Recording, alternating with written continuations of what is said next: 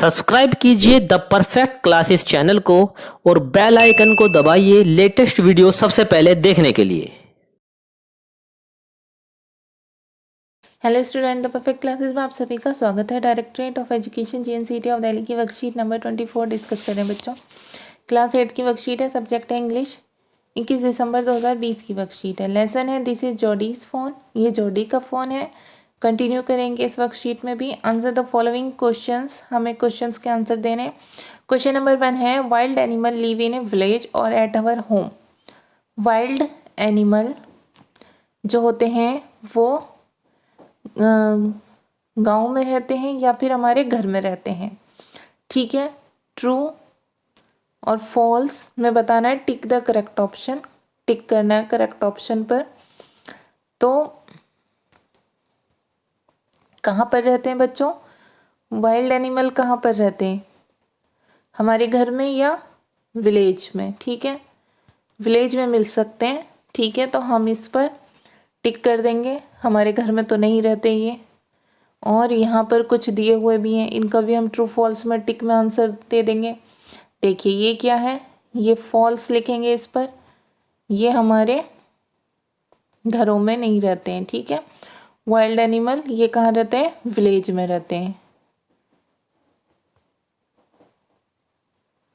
Village में मिल जाएगा ये आपको, या फिर जंगल में मिलते हैं वैसे तो। ये हो गया, ये हो गया। नेक्स्ट वॉल्फ, भेड़िया, ये भी विलेज में मिल जाएगा आपको। ठीक है, घरों में नहीं रखे जाते ये कहाँ मिलेंगे? ये ट्रू है। ठीक है, इसे हम ट्रू टिक कर देते हैं। ये हमारे घरों में होते हैं, जैसे इसमें डॉग है और कैट है, इस पे लिख देंगे हम होम। ठीक है, बस आप इनके सामने इनका नाम लिख देना। ये तो हो गया कैट एंड डॉग, ये हो गया वॉल्फ, ये हो गया लॉयन। ठीक है बच्चों, अब आगे देखिए।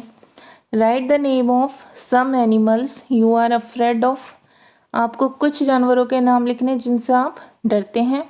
तो देखिए, जिनसे मैं डरती हूँ मैंने लिख दिए, लॉयन, टाइगर, वॉल्फ, इसमें दिया वो भी है वॉल्फ और लॉयन। तो लिजार्ड, उससे भी हमें डर लगता है, एटसेट्रा।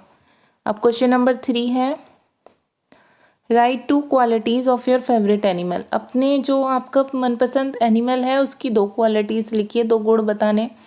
तो मैंने बता दिया my favourite animal is cat. मेरी जो मनपसंद एनिमल है सबसे ज़्यादा वो कैट, बिल्ली है। और मैं उसकी 2 क्वालिटीज़ बता देती हूँ। It looks cute and innocent, वो बहुत प्यारी सी और मासूम लगती है। ठीक है, इसलिए मुझे पसंद है। अब आगे देखते हैं। Read the following passage from the lesson. Lesson से पढ़िए, ये फॉलोइंग पैसेज को पढ़िए। Ma Baxter asks anxiously you will not be gone long. तो उसकी जो माँ होती है वो चिंतित होकर कहती है कि तुम वह लंबे समय तक नहीं रहोगे।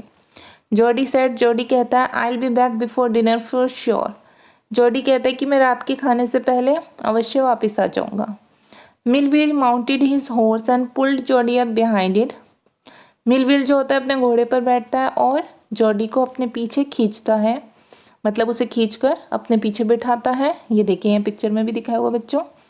ठीक है, ही सेड टू मिलविल, वह मिलविल से कहता है do you think the phone still here. मतलब जॉडी कहता है कि क्या आपको लगता है कि जो फ़ोन था वो वहाँ पर होगा। Will you help me find him, क्या आप मेरी मदद करोगे उसे ढूंढने में। तो मिलविल कहता है we will find him if he is alive, हम उसे ढूंढेंगे अगर वह जिंदा होगा तो। How you know it's a he. तो वो कहता है कि आप कैसे जानते हो कि वो ही है, मतलब वो हिरण का बच्चा है, मेल है या फीमेल है। तो वो कहता है कि ही है तो वो मेल होगा, आप कैसे जानते हो। तो वो कहता है कि the sports were all in A line. ठीक है, उसके जो स्पोर्ट्स थे, जो उनके स्पोर्ट्स होते हैं हिरण के बच्चों के, वो एक लाइन में थे, एक लाइन में थे वो। और ऑन ए डो फोन, और अगर हिरण का बच्चा होता है, डो होता है, तो पापा सेज, मतलब उसके पापा कहते हैं कि जो स्पोर्ट्स आर एवरी विच वे। तो जो अगर उसके स्पोर्ट्स होते हैं तो वो सब तरफ होते हैं, मतलब इधर उधर लाइन में नहीं होते हैं, सब तरफ फैले हुए होते हैं। तो अब देखिए यहाँ पर फिलअप देख लेते हैं हम। Now complete the following sentences using the hints given in bracket. तो देखिए बच्चों, यहाँ पर आएगा जॉडी, इसमें पूछा है ना जॉडी या बक्सर। तो जॉडी कहता है मिलवील से, do you think the phone still here, क्या आपको लगता है कि अभी तक भी हिरन का बच्चा वहीं होगा। ठीक है, तो यहाँ पर जॉडी आएगा। सेकेंड में we will find if the phone is alive. ठीक है, फ़ोन की बात हो रही है कि हम उसे खोज लेंगे अगर वो ज़िंदा है और अगर वो वहीं है। तो इसमें जॉडी आ गया, इसमें फ़ोन आ गया। ठीक है, अब आंसर देखेंगे, क्वेश्चन देखिए। माँ Buxar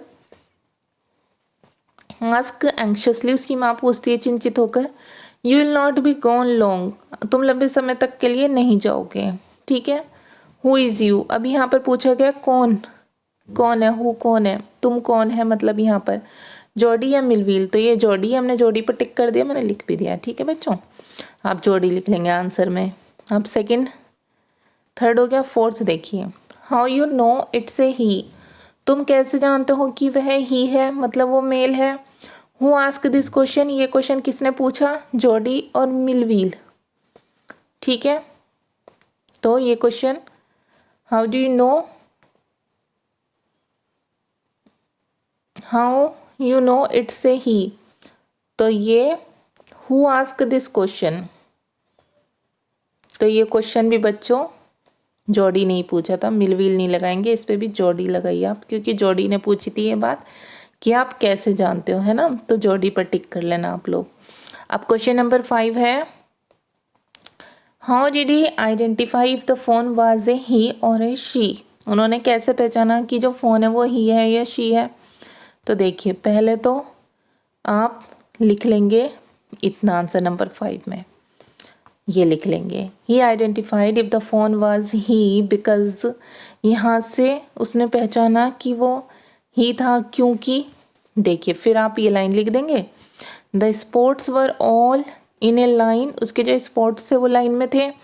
on A dough phone पर, पास एज उसके पापा कहते थे।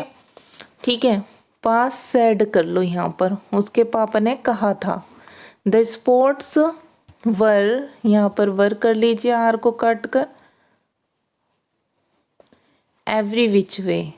ठीक है, तो ये लिख देना आप आंसर नंबर 5 में। ठीक है, तो आपकी वर्कशीट हो गई है सॉल्व। अगर आपको मेरी वीडियो पसंद आई है तो प्लीज़ मेरी वीडियो को लाइक कीजिए, शेयर कीजिए, हमारे चैनल को सब्सक्राइब कीजिए। Thanks for watching.